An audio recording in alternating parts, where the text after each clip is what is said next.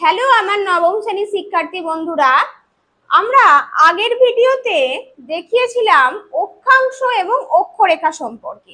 আজকে চলো আমরা এখান থেকে বুঝে নিই আমাদের মোট অক্ষরেখার সংখ্যা কয়টি।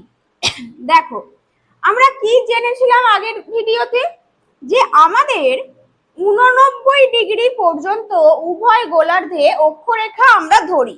তাহলে 0 ডিগ্রি থেকে শুরু করে উত্তর গোলার্ধে আমরা কয়টি অক্ষরেখা পাচ্ছি? 1 ডিগ্রি 2 ডিগ্রি করে করে 89 ডিগ্রি।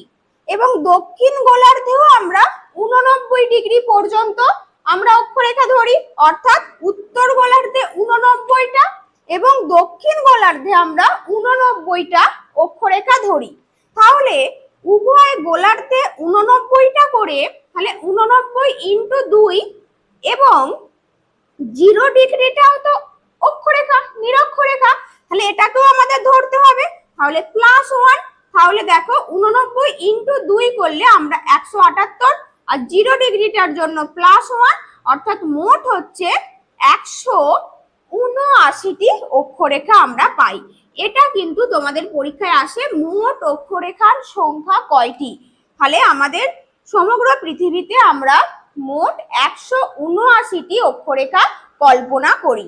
তাহলে অক্ষরেখার সর্বোচ্চ মান হলো 89 ডিগ্রি এবং সর্বনিম্ন মান হলো 0 ডিগ্রি বা 0 ডিগ্রি।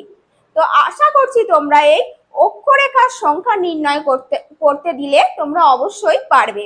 তো আমার ভিডিওটি কেমন লাগলো অবশ্যই কমেন্টে জানিও, এবং ভালো লাগলে লাইক, কমেন্ট এবং সাবস্ক্রাইব করে দিও। সকলে ভালো থেকো, দেখা হচ্ছে নেক্সট ভিডিওতে।